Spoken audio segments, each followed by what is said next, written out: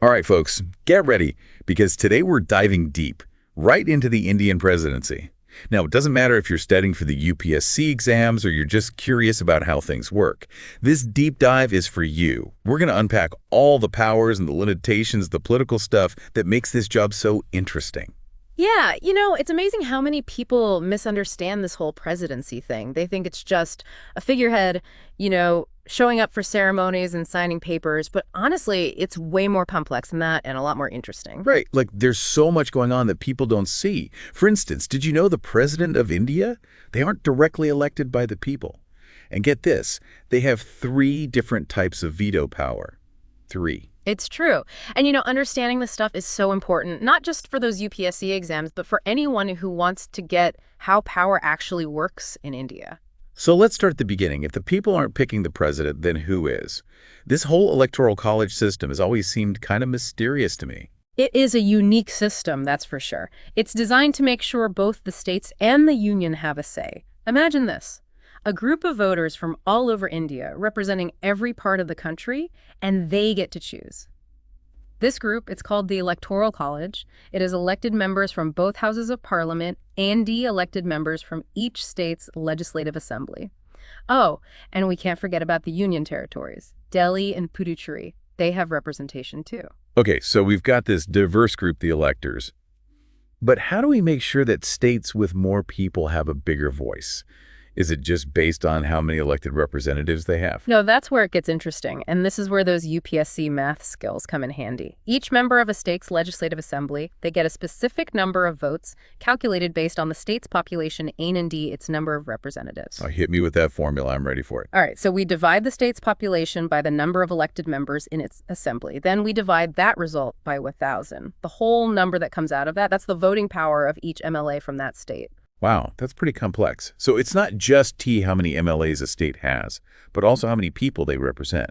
I bet this leads to some serious strategy during an election. Oh, absolutely. And there's more. Members of parliament, their votes are calculated too, so that the union's voice in parliament is also proportionally reflected in the presidential election. To get their voting power, you take the total value of votes for all the state legislative assemblies and divide it by the total number of elected MPs. It's all about finding that perfect balance between the states and the union. This is really interesting. It's like a giant game of political chess, with all these moving pieces and strategies. I'm starting to see why the Indian presidency is much more than just a symbolic position. It definitely is. And to make it even more interesting, India uses something called the single transferable vote system for these elections. Imagine you're ranking your favorite ice cream flavors, right? If your top choice is gone, your vote isn't wasted. It goes to your second choice and your third and so on. So it's like a backup system to make sure your vote still counts, even if your first pick doesn't win. That's clever. Exactly. It makes sure a candidate wins with a clear majority reflecting what most of the electors want. It adds another layer of complexity, to the whole thing. All right, so we've figured out that the president is elected through this complex but fascinating process. Now, the big question, what exactly does the president do once they're in office? Are they really just a figurehead showing up to events and cutting ribbons? Or is there more to it? That's the big question, isn't it? And the answer is, there's a lot more to it. They may seem like they have a mostly ceremonial role, but the president actually has a lot of power. Executive power, legislative, financial, judicial, diplomatic, even military. And some of these powers, let me tell you, they can really shake things up in politics. Okay, now I'm really interested. Let's break it down, starting with those executive powers.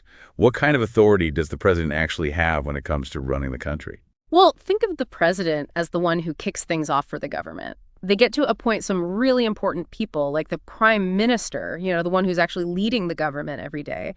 And it's not just that. The president also appoints the Attorney General of India, the government's top legal advisor. So the president isn't just attending fancy dinners and shaking hands. They're actually shaping the leadership of the country.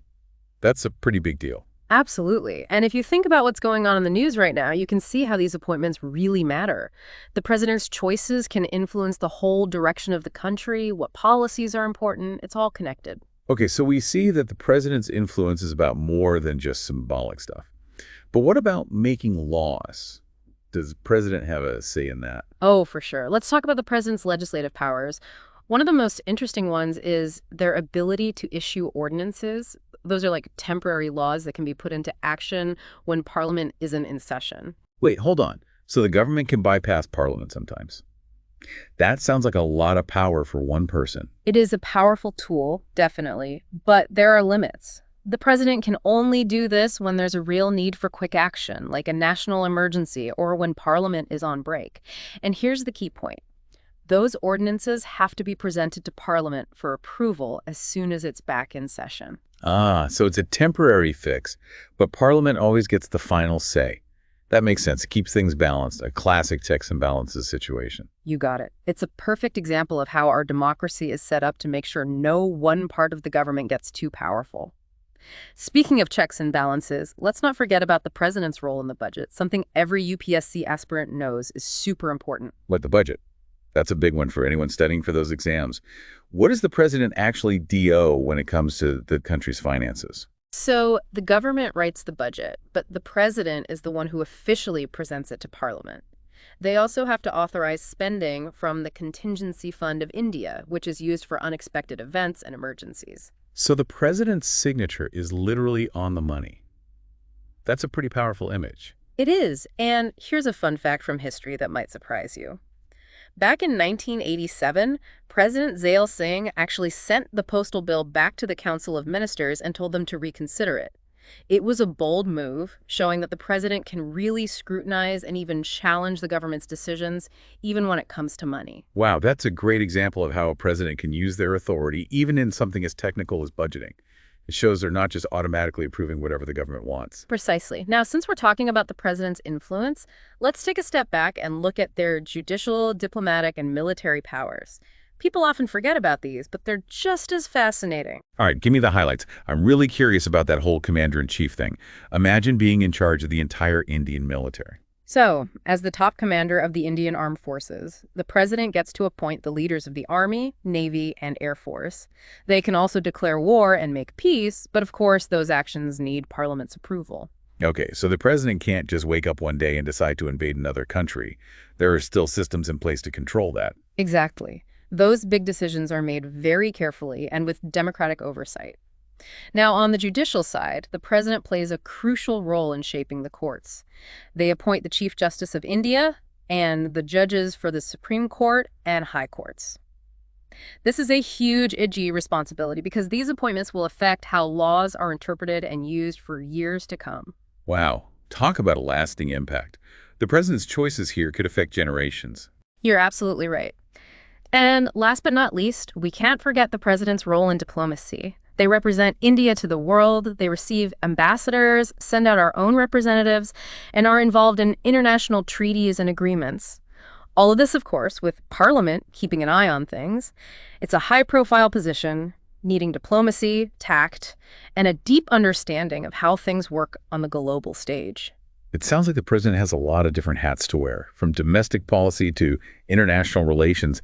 It's amazing how much influence they have in so many areas. It really shows how multifaceted the Indian presidency is. But maybe the most interesting and sometimes controversial power of all is the presidential veto. Okay, now we're getting to the exciting part. This is where things can get really interesting in politics. Tell me all about this presidential veto power. Well, what makes the Indian system so unique is that we have not just one, not just two, but three different kinds of vetoes: absolute, suspensive, and pocket vetoes. Wait, three different vetoes? That's even more complicated in the U.S., right? You got it. The absolute veto is the simplest one. The president just refuses to sign a bill that Parliament passed, and that's it. The bill is dead. This type of veto is usually used for bills introduced by individual members of Parliament, or when a new government advises the president not to sign bills passed by the previous administration. So it's like the president's ultimate power move, a way to completely shut down a law. But what about these other vetoes? How do they work? Well, the suspensive veto is a little more subtle. In this case, the president sends the bill back to Parliament and asks them to think about it again. It's like saying, hey, take another look at this. I have some concerns. But if Parliament passes the bill again, the president has to sign it.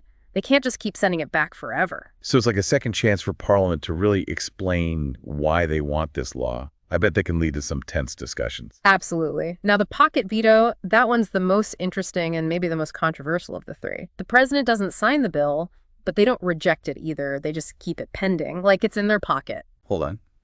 indefinitely. So a bill